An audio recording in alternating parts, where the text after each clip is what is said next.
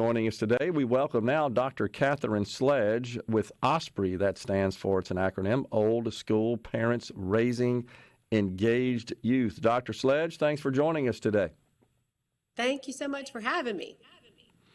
So a lot of talk in the news lately about what has been determined with respect to social media platforms is harmful in many ways to children, and so there some calls for perhaps restricting use and, at a minimum, just informing parents of children about the risks of their children using those platforms, and maybe even requiring that they sign off and authorize that a child can access those platforms. You guys are calling for some controls and restrictions around these tools, right? Yes, sir. So the purpose of our organization, O.S.P.R.E.Y, which, as you mentioned, is an acronym. It stands for Old School Parents Raising Engaged Youth. My husband, Taylor, and I founded this organization with our friends, Ben and Erin Napier. You may be familiar with their name, probably a lot more than ours. They have the show Hometown on HGTV. They live in Laurel. And the four of us are dear friends who care deeply about this particular issue and how it is impacting our kids and our state's children, our nation's children.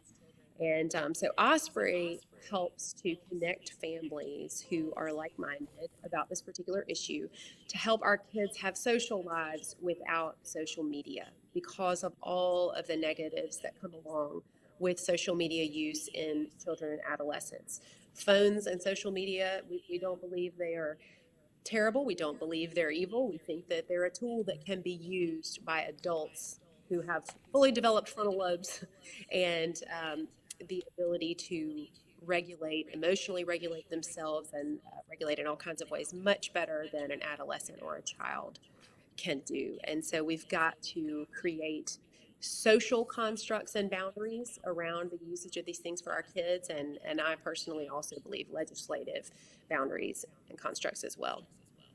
Gotcha. So what about just plain old warning labels? Is this something that you'd like to see required, and how effective would that be? Absolutely. And I'm so grateful to our U.S. Surgeon General, Dr. O.S.P.R.E.Y, for making this recommendation. I think in the last 2 or 3 days, he's come out with this recommendation that there needs to be a warning label. And I don't know exactly where that would pop up. I don't know if it would be each time you click on your app, that's where it pops up. I don't know that those discussions have been made public at this point of exactly specifically what he's recommending. But that's part of where it started with cigarettes, when we began to understand as a society how horribly detrimental they were to our health and to our nation's children. And now I don't know a single person who would hand their child a pack of cigarettes at the age of 8 and say, this is fine, have unrestricted access to this.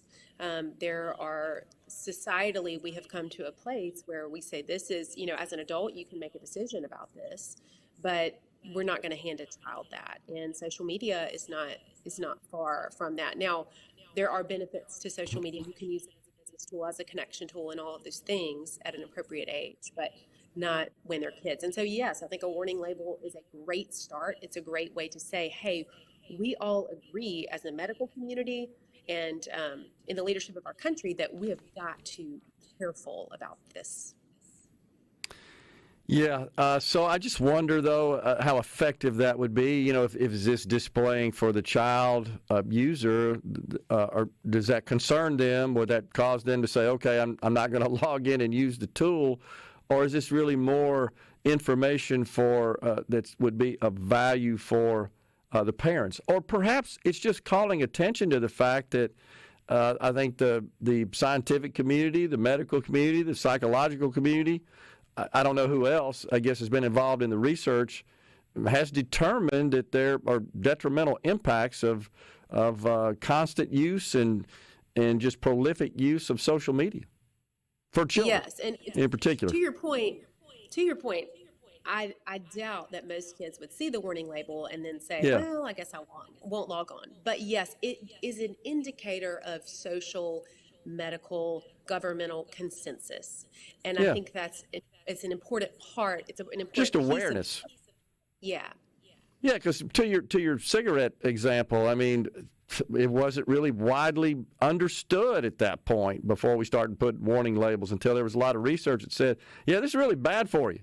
I mean, it hadn't been that long ago. I mean, it was so smoking was common and widely accepted. It was almost a social practice, if you will, for decades before finally the medical community said, this is making people sick, it's killing people.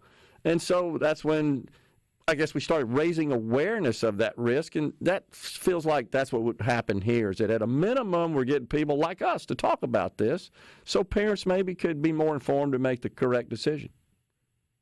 Totally agree. And you mentioned research and, who's out there doing those things.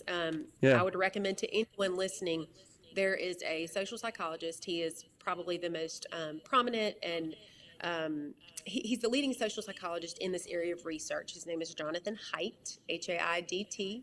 He has recently put out a book called The Anxious Generation. I would recommend it to any person, anywhere, particularly if you have children or have children in your life that you care about. It's really got some very important research and analyses. It's a quick read. But I would encourage anyone to read it and educate themselves. There's also another researcher. Her name is Jean Twenge, Twenge, and she has some excellent books and material out as well if you want to educate yourself more about this topic.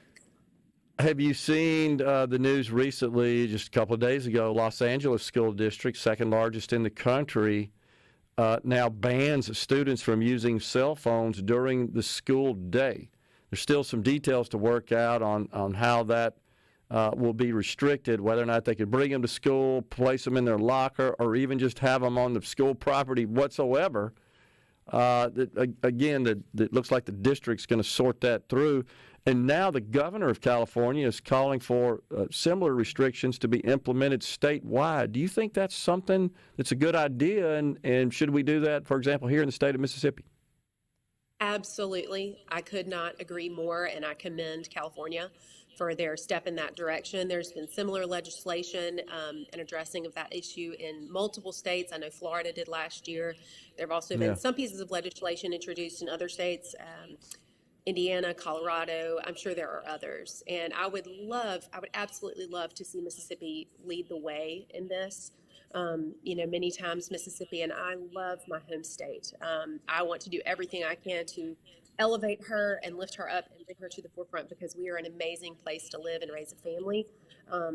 But as you know, we're last in a lot of things that are important and are near the bottom. And I want that to change. And I think this is an area where Mississippi can help lead the way. And I'd love to see our lawmakers forge ahead on that.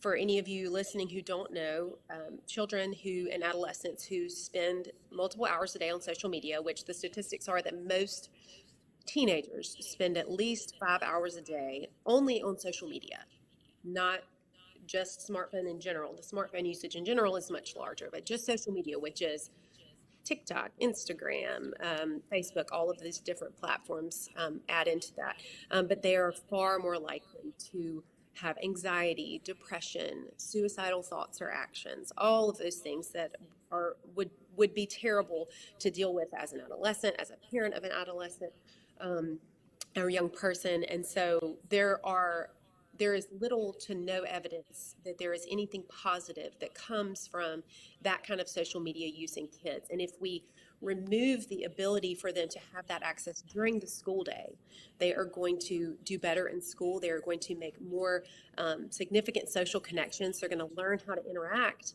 with people, which is how we grow and do well later in life in the world and have positive experiences. And so even, having them have access to their phones before and after school, they need to call their mom and say, hey, Mom, practice time changed. Please pick me up at 6 instead of 5:30. That's great. But they don't need access during the school day because they need those social experiences they're getting at the lunch table. They need the ability to learn undistracted in the classroom. What do you believe to be the appropriate age where a person should be allowed to have a phone? And then, of course, as you indicated, most of the time they use it for social media. We got about a minute left. What do you think is the right age? Sure. So I think that every family is a little bit different. Every child is a little bit different. But I really love what Dr. Height, who I mentioned that wrote The Anxious Generation, has lined out as a set of new norms. There are 4 new social norms that we can apply as a society and make significant change fast. And those are no smartphone before high school. You can have a flip phone, something else that you can call and text, but that's it. No social media before 16, phone-free schools, and then more free play and real-world responsibility for kids and adolescents. Interesting. Dr. Catherine Sledge, thanks for coming on. Enjoy the conversation. I hope you're going to be advocating for such policies with our legislature. Yes, sir, and thank you, Gerard. I really, really appreciate your time and the opportunity. You got it. We're coming right back, folks, in the Element Well